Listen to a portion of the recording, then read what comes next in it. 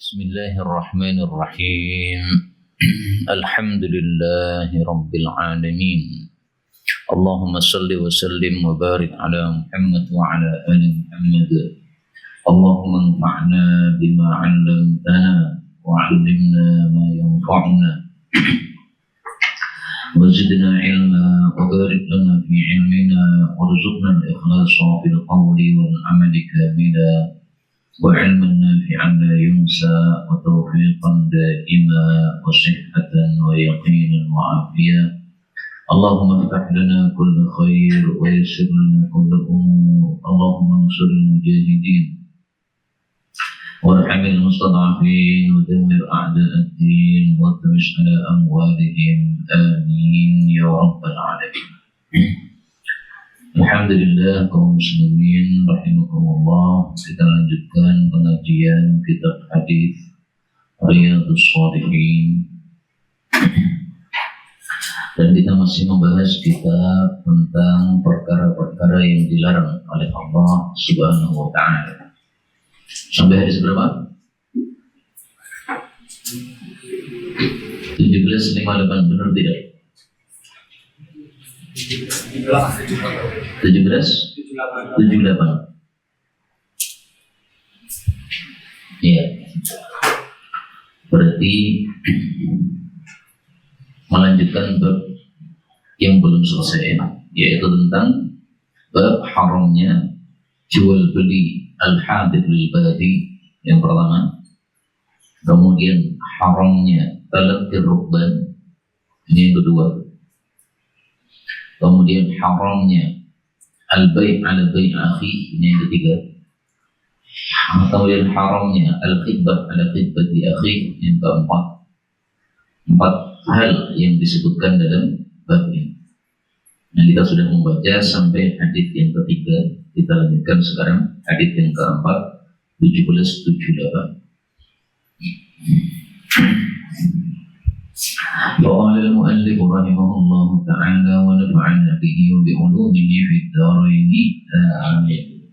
وعن أبي هريرة رضي الله عنه قال telah melarang Rasulullah Sallallahu Alaihi Wasallam ayyabi'a, bahwasanya menjual hadirun orang kota libadin untuk orang desa, dan ini sudah lewat dan sudah kita bahas.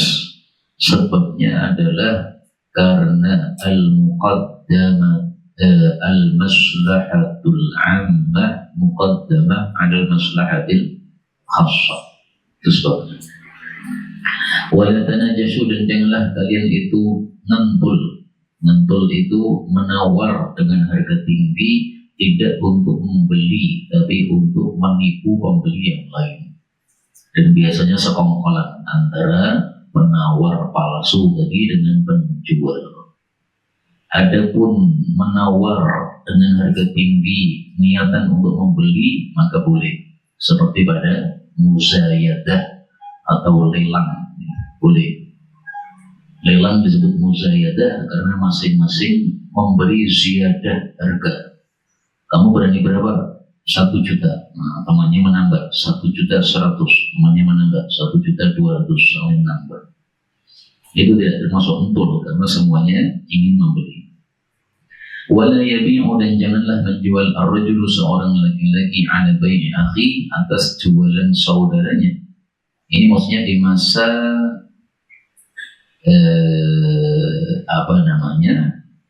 di masa tunggu atau di masa khiyar. Jadi misalnya saya membeli laptop, kemudian ada masa khiyar selama 3 hari. Bisa jadi saya jadi beli, bisa jadi tidak. Saya mengeceknya selama 3 hari. Nah, pas 3 hari saya mengecek dalam masa khiyar, kemudian ada orang lain menawarkan laptop kepada saya dengan spek yang sama, harganya lebih murah. Nah, kalau di masa khiyar ada orang masuk dan harganya lebih murah, pasti saya pilih yang lebih murah. Akhirnya yang pertama ini pasti akan saya batalkan, jadi nggak boleh. Dan kalau sudah putus hubungan, ya jual beli yang pertama, maka boleh seseorang menawarkan kepada orang tadi. Wala yakhtub, dan janganlah menghitbah, melamar ala khitbati akhi, atas lamaran saudaranya. Ini maksudnya adalah lamaran yang sudah menyetujui. Wanita saya lamar, dia mau, sudah setuju, kamu tidak boleh melamar. Tapi kalau dia tidak setuju, maka kamu boleh melamar. Atau dia masih berpikir, maka menurut Imam Malik masih boleh kita melamar. Berikutnya, wala tas'alil mar'ah, dan janganlah seorang wanita meminta talaqa ukhtiha, untuk ditalak saudarinya. Saudari maksudnya madunya. Litakfa, supaya dia itu menumpahkan ma fi inaiha, apa yang ada pada wadah madunya tadi. Maksudnya, seorang wanita kalau mau dinikahi oleh seorang laki-laki yang sudah punya istri, maka si wanita ini tidak boleh meminta syarat supaya istri pertama diceraikan. Kalau dia meminta syarat istri pertama diceraikan, itu berarti tiada lain tujuannya litakfa'a ma bi inaiha, menumpahkan jatah nafkah dia dari suaminya, ditumpahkan supaya pindah ke perempuan yang kedua tadi. Jadi dia nggak mau kalau nafkahnya suami dibagi dua, istri pertama sama istri kedua, semuanya hanya milik saya saja. Itu seolah-olah begitu. Maka dilarang oleh Nabi SAW. Karena masing-masing orang itu sudah diberikan rizki, ditetapkan oleh Allah. Jadi kamu minta cerai atau tidak itu nggak akan merubah rizki kamu. Dalam riwayat yang lain dia mengatakan, nah Rasulullah SAW anit talaqi, jadi mencegah, yaitu mencegah penjual dari desa sebelum masuk pasar kota. Ini larangannya, ilatnya atau sebabnya karena orang kota, orang desa sebelum masuk pasar kota itu tidak mengetahui harga, sehingga dia bisa ditipu, maka tidak boleh dicegat. Tapi kalau masa sekarang orang desa sudah bawa HP, tahu harga pasar kota, sehingga dia dicegat tidak akan tertipu, maka boleh menurut mazhab Hanafi. Wa yatta'ana, dan bahwasanya membeli al-muhajir, orang muhajir, lil a'rabi, untuk orang Badui. Ini sama dengan yang sebelumnya tadi. Wa yatta'al muhajir al-arabi, itu sama dengan la yabi hadirun di batin tadi. Wa antashtaritu, dan bahwasanya bersyarat al-mar'atu, seorang wanita, talaqa ukhtiha, untuk ditalaknya madunya. Wa yastamar rajul, dan bahwasanya seseorang menawar ala sawmi akhi, atas tawaran saudaranya, sama dengan tadi akhir. Wa nahada, Nabi melarang ain najash, dari entul, wa tasriyah, dan menahan susu pada tetek. Namanya dua, tasriyah atau tahfil, yaitu orang menjual kambing perah, susunya itu tidak diperah selama beberapa hari supaya kelihatan gede. Kalau sudah kelihatan gede, baru kemudian dijual. Nah, si pembeli ini terkecoh, mengira ini susunya banyak.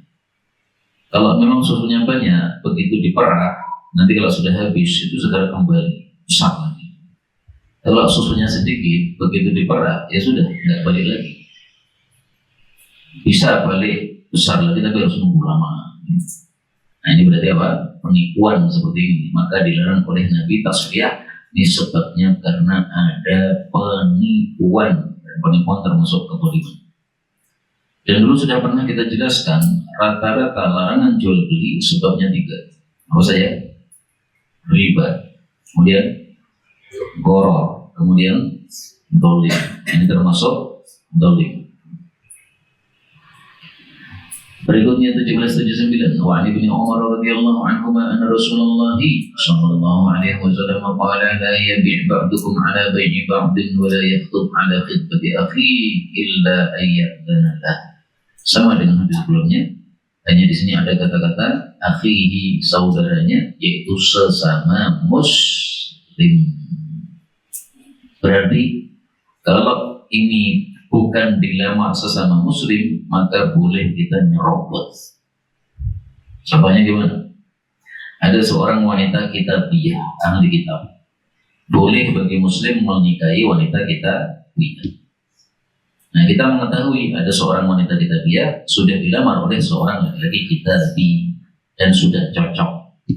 Nah, kita masukkan lamaran kita, tidak apa-apa. Karena yang dilarang adalah akhihi, saudaranya, yaitu sesama muslim. Adapun lamaran si kafir tadi bukan akhihi, tidak ada masalah.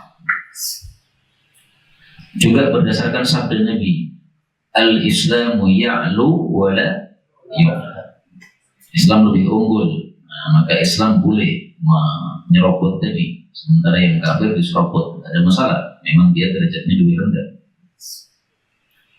Kemudian di sini ada tambahan juga illa ayyadan, kecuali kalau pelamar pertama mengizinkan. Jadi boleh minta izin. Saya melamar, mbaknya sudah setuju. Tapi antum kemudian minta izin saya. Sebenarnya saya sudah tertarik sama mbak itu, tapi antum dulu saja. Boleh nggak saya ikut melamar? Oh silakan. Nah, antum melamar. Akhirnya mbaknya mikir, wah daripada jadi istri kedua, mending jadi istri pertama. Akhirnya dia milih antum. Tidak apa-apa. Nah, sudah saya izinkan. Mata rahimahullah.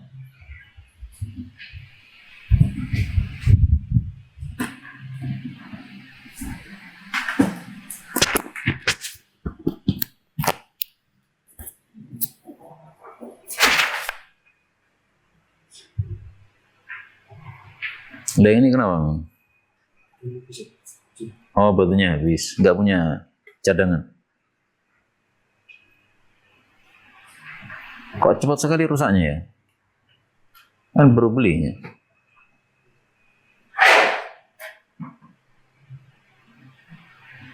Bismillah.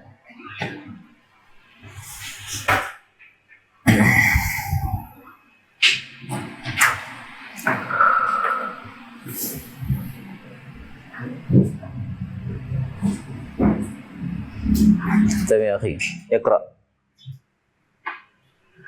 Bismillahirrahmanirrahim.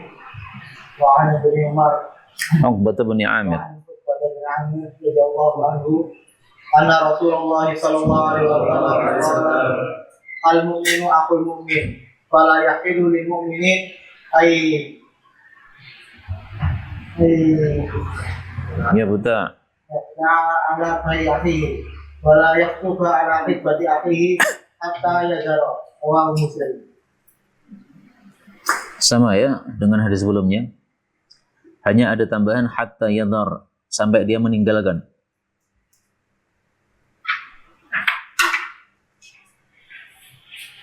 Jadi misalnya seorang laki-laki melamar, kemudian disetujui oleh wanita tadi. Kita kan tidak boleh melamar karena sudah disetujui oleh si wanita. Tapi akhirnya si pelamar pertama yang mundur. Mohon maaf, saya nggak jadi, saya mundur aja. Padahal wanitanya sudah setuju, terus malah dia mundur. Nah, itu boleh kita untuk melamarnya. Apakah boleh disetujui malah mundur? Boleh aja. Karena memang belum mengikat. Saya melamar kamu. Kemudian dia setuju, ya, saya menerima lamaranmu. Tiba-tiba kita mendapatkan informasi yang kurang bagus, menyebabkan kita jadi mundur. Gak ada masalah. Atau karena sebab yang lain, mungkin orang tua sakit sehingga perlu perawatan anaknya ini, padahal dia laki-laki satu-satunya anaknya yang merawat ibunya. Kalau dia menikah, dia tidak bisa merawat ibunya. Nah, dia minta izin atau dia menyampaikan, saya enggak jadi menikahi kamu, itu berarti dia sudah meninggalkan. Enggak apa-apa. Berikutnya babun nahyi, bab larangan an idha'atil mali, dari menyia-nyiakan harta fi ghairi wujuhihi, pada selain arahnya, allati adina syar'u fiha, yang syariat sudah mengizinkan padanya. 1781 An Abi Hurairah radhiyallahu anhu qala Rasulullah sallallahu alaihi wasallam, Inna Allah Ta'ala, sesungguhnya Allah Ta'ala yarda lakum, meridai untuk kalian thalathan, 3 perkara, wa yakrahu lakum, dan membenci terhadap kalian thalathan, 3 perkara. Yang diridhoi adalah fayardalakum, Allah meridhoi kalian. Yang pertama, anta'budu, kalian menyembah Allah. Wala tusyriku bihi syai'a, dan kalian tidak menyekutukan dengan Allah sedikit pun. Ini satu apa dua ini? Ya? Dua? Ini satu ya. Jadi menyembah dan tidak menyekutukan itu satu. Sebagaimana kata Ibnu Abbas. Ibnu Abbas mengatakan kullu syai'in u'buduhu ay wahidu. Setiap kata-kata u'budullah itu artinya wahidu, esakan Allah. Nah, maka di sini juga ta'budu, kalian menyembah Allah, maksudnya mengesakan Allah, la tusyriku bihi syai'an. Berarti ini satu. Terus kalau ini satu, nomor dua yang mana? Nih nomor dua. Wa an ta'tasimu, bahwasanya kalian berpegang teguh bi hablillahi jami'a, dengan tali Allah secara berjamaah. Tali Allah maksudnya Quran. Jadi mengamalkan Quran dengan berjamaah. Wala tafarraqu, dan jangan bercerai-berai, berpecah belah. Ini juga satu. Padahal tadi disebutkan Allah meridhai berapa? 3. Berarti kan kurang satu lagi. Nah, kurang satu lagi itu ada tambahannya dalam riwayat yang lain. Riwayat Imam Ahmad, wa antunasihu man wallahumullahu amrakum, ditambahkan sendiri. Bahwasanya kalian memberikan nasihat kepada orang-orang yang Allah jadikan wali atau pemimpin terhadap urusan kalian. Ini tambahan dalam Musnad Ahmad. Dan dari sini kita tahu bahwa untuk memahami hadis itu perlu kita mengumpulkan riwayat yang banyak. Riwayat Imam Ahmad lebih lengkap. Nah, yang lebih lengkap yang kita ambil. Karena kadang-kadang perawi hadis itu lupa. Dia ingin menyampaikan 3, lupa 1, akhirnya dia sampaikan 2. Kadang-kadang perawi hadis meringkas. Dia menyebutkan 3, tapi kemudian setelah itu hanya 1 yang disebutkan. Nah, itu karena dia meringkas. Itu contohnya ada dalam Sunan Tirmidzi. Rasulullah mengatakan kuda itu ada 3 macam. Bisa menambah pahala, bisa menambah dosa, bisa untuk kebutuhan hidup. Kemudian Nabi menjelaskan nomor 1 yang untuk pahala. Nah, nomor 2 dan 3 enggak disebutkan. Itu karena diringkas hadisnya oleh Imam Tirmidzi. Nah, di sini bisa jadi diringkas, bisa jadi lupa. Berikutnya, wa yakrahu lakum, dan Allah membenci untuk kalian 3 perkara. Qila wa qala, dikatakan dan berkata.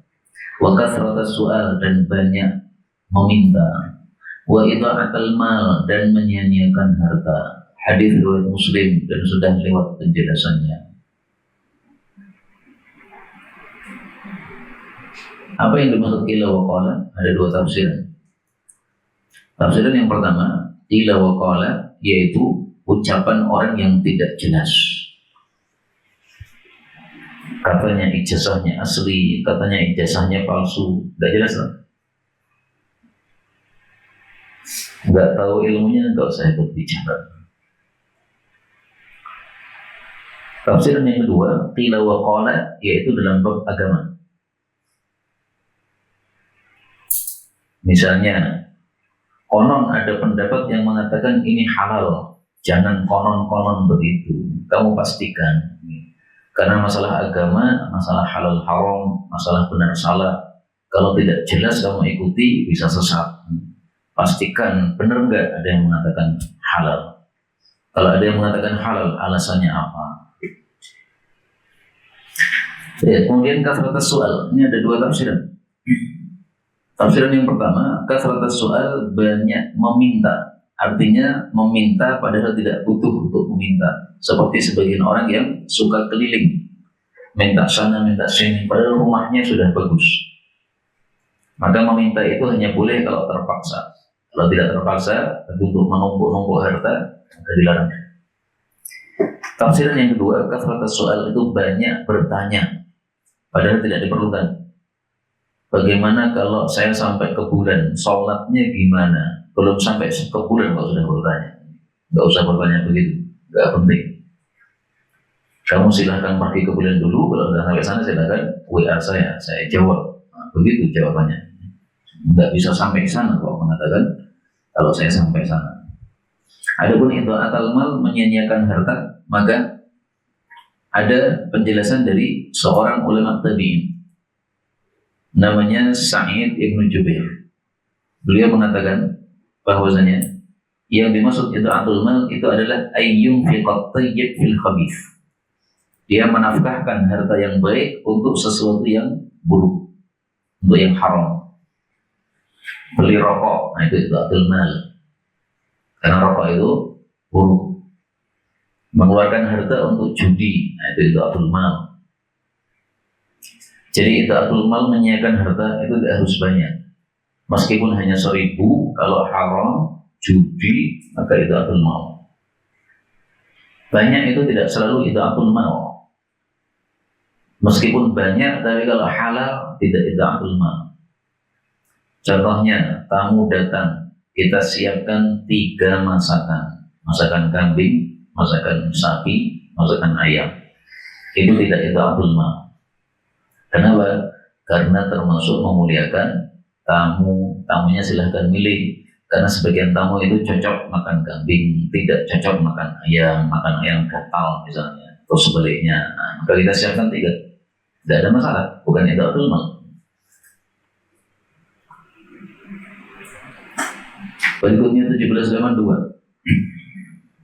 Wa an Warradin katibil Mughirah bin Syu'bah radhiyallahu anhu qala, Amla telah mendiktekan alaiya kepada saya Al-Mughirah bin Syu'bah fi kitab, dalam satu surat, ila Muawiyah, kepada Muawiyah radhiyallahu anhu.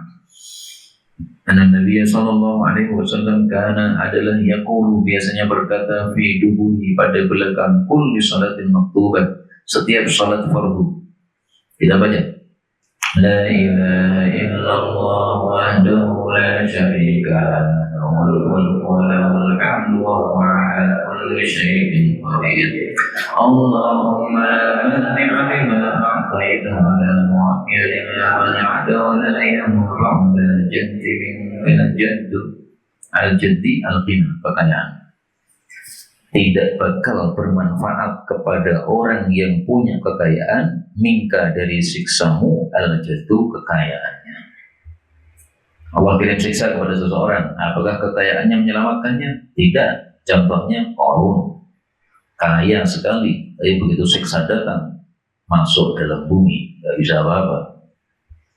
Lah ini dibaca kapan? Duburo, di belakang setiap salat fardu. Kata-kata dubur di belakang itu maksudnya selesai salat.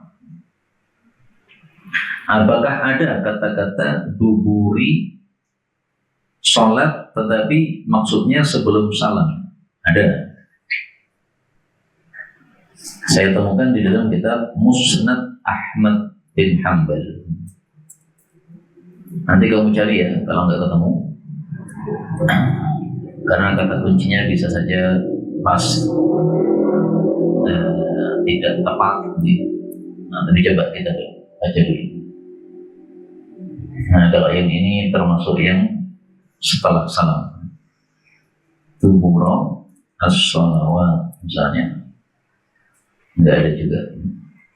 Dubura as-shalat.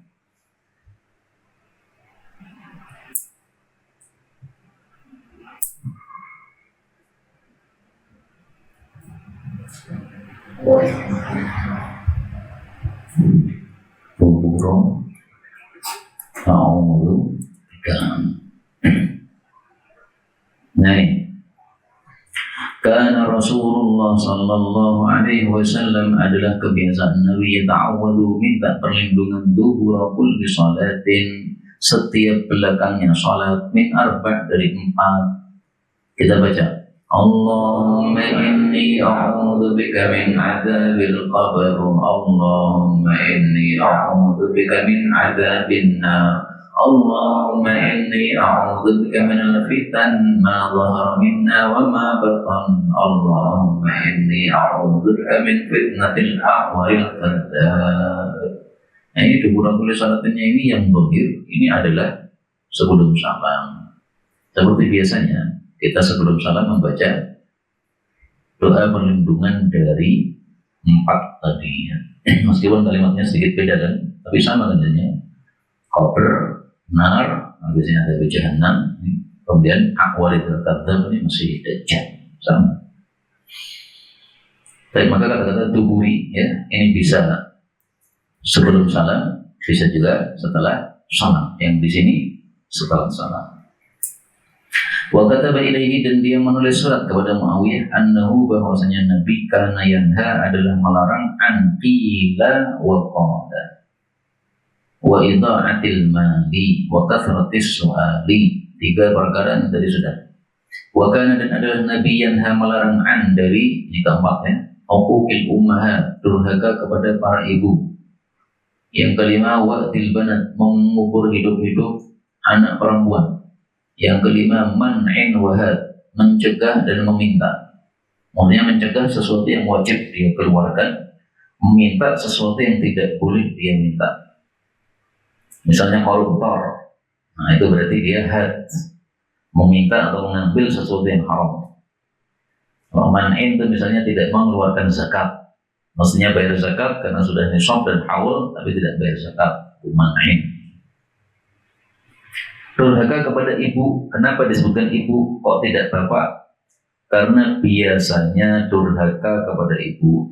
Kalau kepada bapak orang masih pikir-pikir, bapak saya lebih kuat, saya nggak bisa durhaka. Ibu kan lemah. Maka kata-kata ummahat ini apa? Kharaja, makhrajal, walid. Munculnya karena biasanya yang didurhakai adalah ibu. Dan biasanya ibu itu lemah, tidak kuat seperti bapak. Demikian juga di sini banat, anak perempuan. Apakah kalau anak laki-laki boleh dikubur hidup-hidup? Tidak. Tapi kharaja makhrajal ghalib, biasanya yang dikubur yang perempuan. Karena mereka benci pada anak perempuan zaman dulu itu. Wasabaqa syar'uhu, dan ini juga sudah lewat penjelasannya. Berikutnya bab 357, babun nahyi, bab larangan anil isyarati, dari berisyarat, ila muslimin, kepada seorang muslim, bisilahin, dengan senjata sajam, senjata tajam. Sawa'un kana, sama saja adalah apakah dia itu jad dan sungguh-sungguh ketika nodongkan senjata tadi, au mazihan, atau bergurau, enggak boleh. Wanahyi dan larangan antaati, dari memberikan as-sayfi, pedang, masrulan, dalam keadaan terhunus. Jadi harusnya dimasukkan dulu di sarung pedang baru diserahkan kepada seseorang. Jadi Islam itu tidak hanya membahas masalah hukum, tapi membahas masalah adab. Ini termasuk bab adab. 1783 dari Abu Hurairah radhiyallahu anhu, dari Rasulullah sallallahu alaihi wasallam bersabda,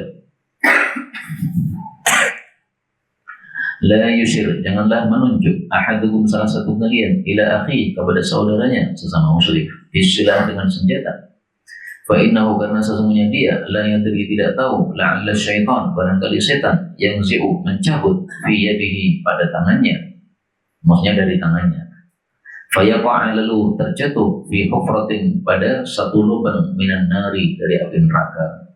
Artinya membunuh saudaranya dengan sebab senjata tadi. Jadi kalau bertengkar itu jangan bawa-bawa sajam. Santri sama santri gesekan, ucapan aja. Jangan masuk ke dapur ambil pisau ini, nah nggak boleh. Karena kalau dilanjutkan oleh setan, masuk ke leher, mati. Kalau mati, masuk neraka. Na'udzubillah min syarri dzalika. Apa larangannya ini? La, jangan.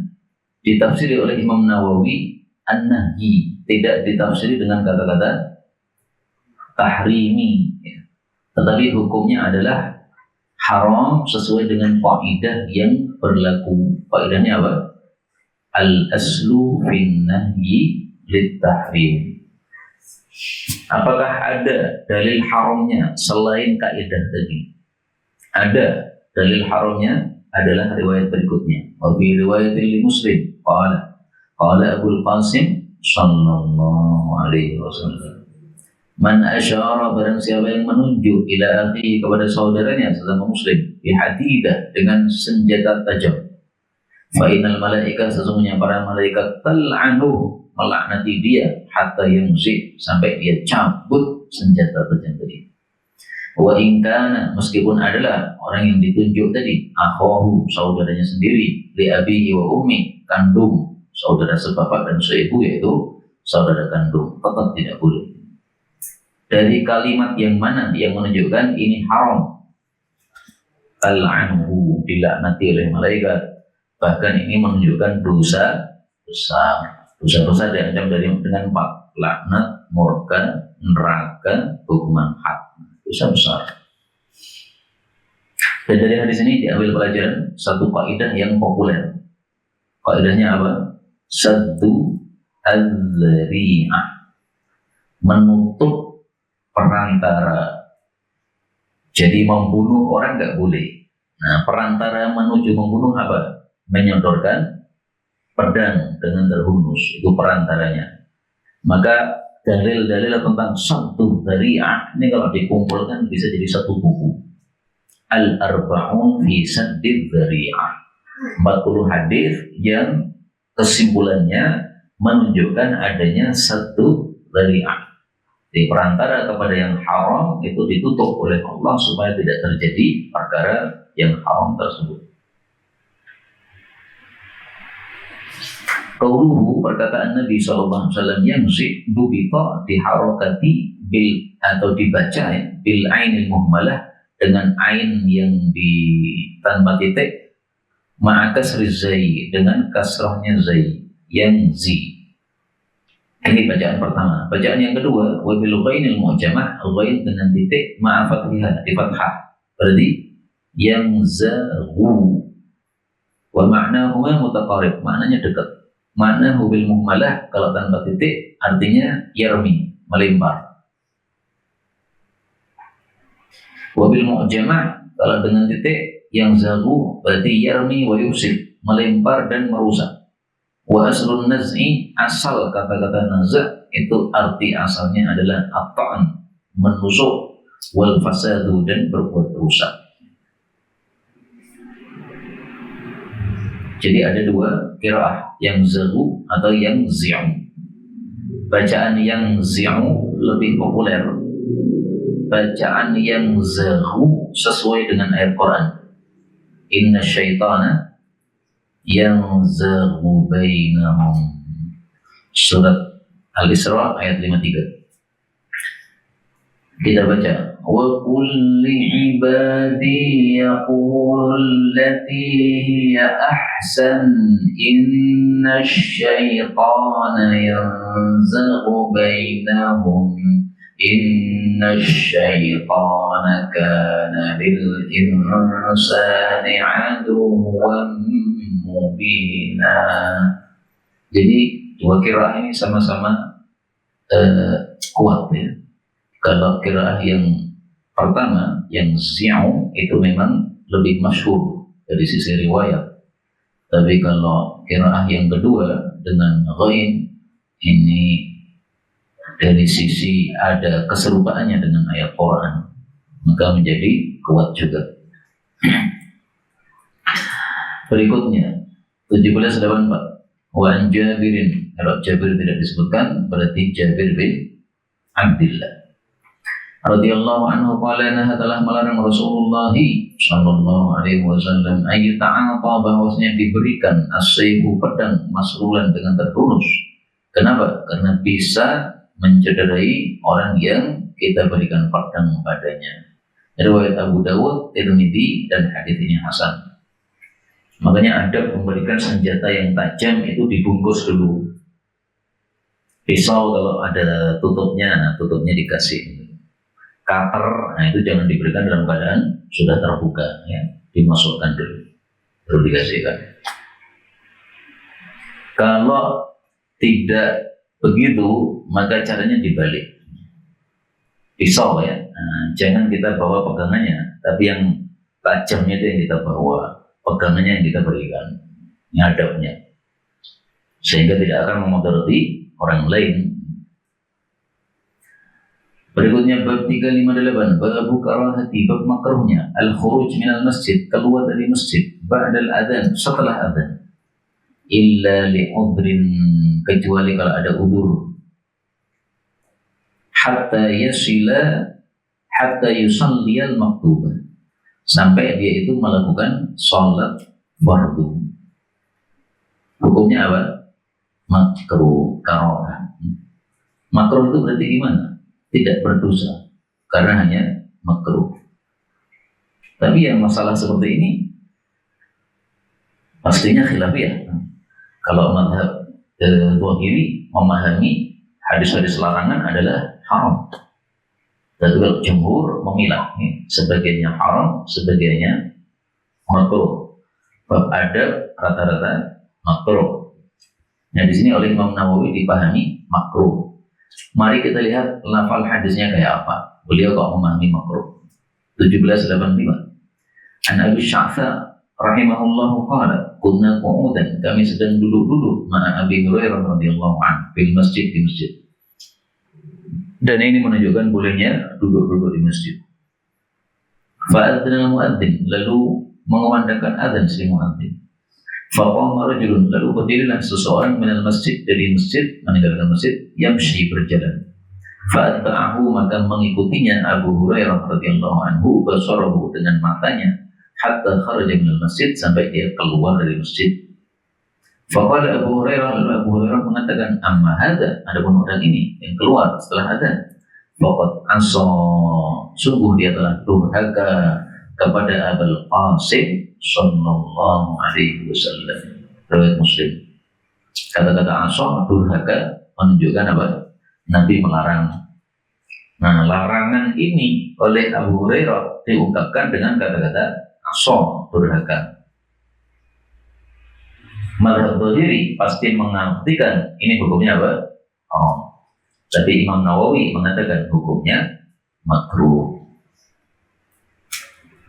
Kenapa kita dilarang keluar dari masjid setelah adzan? Karena menyerupai setan dan menyerupai orang-orang munafik. Orang munafik tidak suka salat jamaah, sehingga kalau mendengar adzan nggak datang, tapi malah pergi. Setan mendengar adzan lari menjauh sampai tidak mendengar adzan. Maka jangan menyerupai setan, munafik maupun orang-orang yang jelek. Wadah. Jadi di sini larangannya dari sisi apa? Tasyabbuh, menyerupai terhadap orang-orang jelek. Kemudian dari hadis ini kita ambil pelajaran bahwasanya yang makruh itu adalah ba'dal adzan, setelah adzan. Adapun sebelum adzan maka tidak. Jadi misalnya kurang 5 menit adzan, nah kita pergi, enggak makruh. Kemudian ada pengecualian illa li udhrin. Ini jangan lupa kaidahnya dulu. Al-karaha tazulu bil hajah. Makruh itu lenyap kalau ada hajat. Maka kalau ada udzur termasuk hajat, maka tidak makruh. Misalnya mendengar azan, kemudian kita batal. Nah, kita ada hajat untuk keluar ke kamar mandi, balik lagi ke masjid, tidak makruh. Karena tujuannya tidak menghindar dari salat jamaah, tapi malah ingin melakukan salat jamaah. Contoh yang lain, kamu seorang imam di masjid tertentu. Pada waktu maghribnya, kamu ngobrol di satu masjid. Karena kamu tidak punya jadwal ngimami pada maghribnya. Tapi pada isyanya, kamu punya jadwal ngimami di masjid yang lain. Nah, setelah ngobrol selesai, kemudian adzan isya, maka kamu segera pergi meninggalkan masjid tadi, menuju ke tempat yang kamu punya jadwal ngimami. Gak apa-apa. Ini termasuk apa? Udhrin, adanya udhur. Dan ini sering saya lakukan seperti ini. Maghrib sampai isya kita kajian di masjid. Kemudian habis isya kita kajian di ma'had ini. otomatis saya meninggalkan masjid. Padahal kadang-kadang sudah azan, nggak ada masalah, kan ada wudu. Saya sudah sholat jamak shor karena musafir, dan saya ada keperluan untuk mengajar di tempat yang lain supaya tidak terlalu malam. Nah, ini termasuk umur, nggak ada masalah. Kemudian di sini qu'udan fil masjid, duduk-duduk di masjid. Apakah ada fadilahnya? Ada.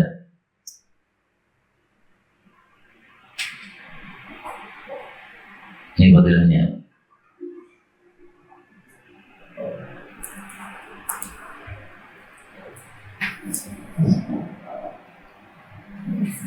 Kalau nggak ada ya, bentar.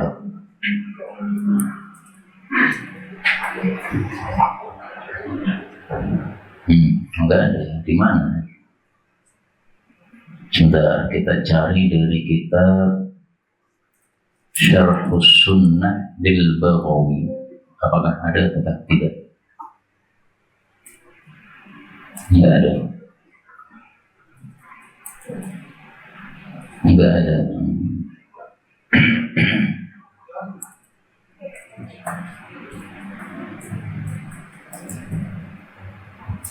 Baik, hadisnya ini. Man dakhalal masjid faqad zarallah. Siapa yang masuk masjid, nah ini hadisnya sudah ketemu. Diriwayatkan oleh Ibnu Abi Syaibah dari perkataan Salman, dari perkataan Umar. Demikian juga diriwayatkan dari marfu, dari sabda Nabi sallallahu alaihi wasallam.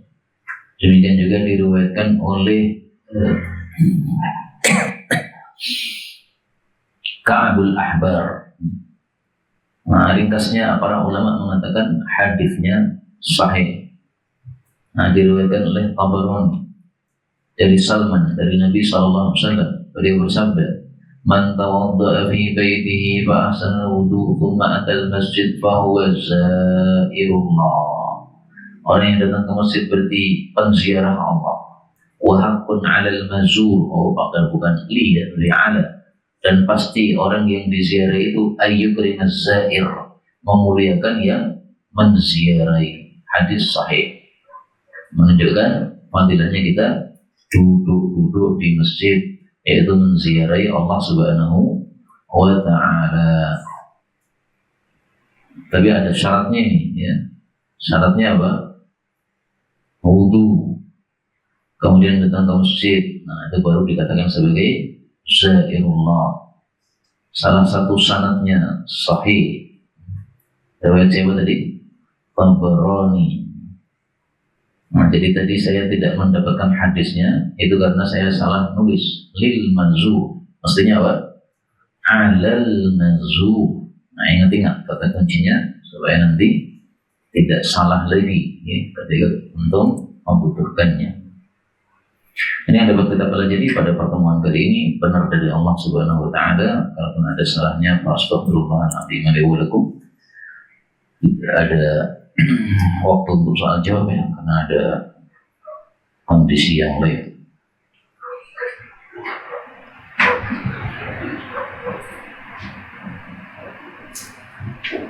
Subhanallah.